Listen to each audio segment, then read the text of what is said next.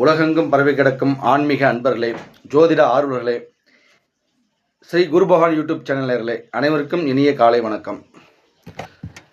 நாம் இன்று காண இருப்பது அக்னி நட்சத்திரம், அக்னி தோஷ காலங்களில் நாம் குழந்தையை பெற்றெடுக்கலாமா அப்படிங்கிற டவுட் எல்லாத்துக்குமே இருக்குங்க.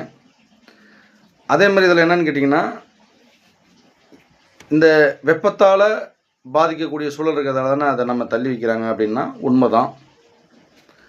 அதாவது ஆடி மாதம் கருத்தரிக்கக்கூடிய குழந்தை சித்திரை மாதத்தில் குழந்தை பிறக்கும்.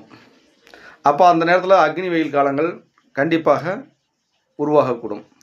அப்போ இந்த நேரத்தில் குழந்தை பிறக்கக்கூடிய குழந்தைக்கும் சரி, பெற்றெடுக்கக்கூடிய தாய்மார்களுக்கும் சரி, என்னன்னு கேட்டிங்கன்னா, இந்த வெப்பத்தால் நம்ம பாதிக்கப்படும் போது 2 பேர்த்துக்குமே வெப்ப நோய்கள் வரக்கூடும். ரெண்டாவது பார்த்திங்கன்னா, இவங்களுக்கும் தோல் இலகி போனதாக இருக்கும். குழந்தைகளுக்கும் பார்த்திங்கன்னா மெல்லிய தோலாக இருக்குங்க. அப்போ சரும நோய்கள் பாதிக்கப்படும். வெப்ப நோய், சரும நோய்கள் இதெல்லாம் ஏற்படுறதால குழந்தைகளுக்கும் தாய்களுக்கும் அது நம்ம சரியாக அந்த சூழல் சரி வராது என்கிற காரணத்தால் நம்ம அந்த ஆடி மாதங்கிறத நம்ம அவாய்ட் பண்ணுறோம். சரிங்களா? ஆடி மாதத்தை நம்ம கரு உருவாகிறத நம்ம அவாய்ட் பண்ணுறோம். ஆனால் அது அன்னைய சூழ்நிலைக்கு ஓகே. இன்றைய சூழ்நிலையை நம்ம கம்பேர் பண்ணும்போது பார்த்திங்கன்னா, இன்றைக்கி ஒவ்வொரு வீட்லேயும் ஏசி இருக்குங்க, ஏர் கூலர் இருக்குது. நம்ம ஏதோ ஒரு விதத்தில் நம்ம உடலோட வெப்பத்தை நம்ம தணிச்சிக்கிறோம். ரெண்டாவது, மருத்துவ வசதியும் நம்ம உடம்புல வெப்பத்தை தணிக்கக்கூடிய அளவுக்கு மருந்து மாத்திரைகள் பயன்படுத்திக்கிறோம். அதே மாதிரி என்னென்னா, மருத்துவம் இன்றைக்கி அட்வான்ஸாகவும் இருக்குது, நவீனமாக இருக்குது. சரிங்களா?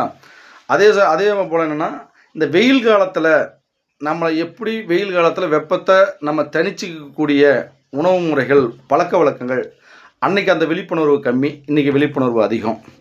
அப்போ இதெல்லாம் நம்ம கணக்கிட்டு பார்க்கும்போது என்னென்னு கேட்டிங்கன்னா, சித்திரை மாதத்தில் நம்ம குழந்தை பெற்றுக்கிறது அதில் எந்த விதத்துலேயும் தவறுங்க. இப்போ சித்திரை மாதத்தில் குழந்தை பெறுகிறது எந்த விதத்துலேயும் தவறு இல்லை, தோஷமும் அல்ல. அப்போ நம்ம என்னென்னு கேட்டிங்கன்னா, நாம் அந்த வெப்பத்தை தணிக்கக்கூடிய அளவுகளுக்கு நம்மளோட நடவடிக்கை செயல்பாடு இருக்கணும். சில பேர் சொல்லுவாங்க, சித்திரை மாதத்தில் பிறந்த அந்த குடும்பம் சீரழிஞ்சினா. அப்படிலாம் கிடையாதுங்க. அந்த மாதிரிலாம் ஒன்றும் சாஸ்திரம், தோஷம் அந்த மாதிரிலாம் கிடையாதுங்க.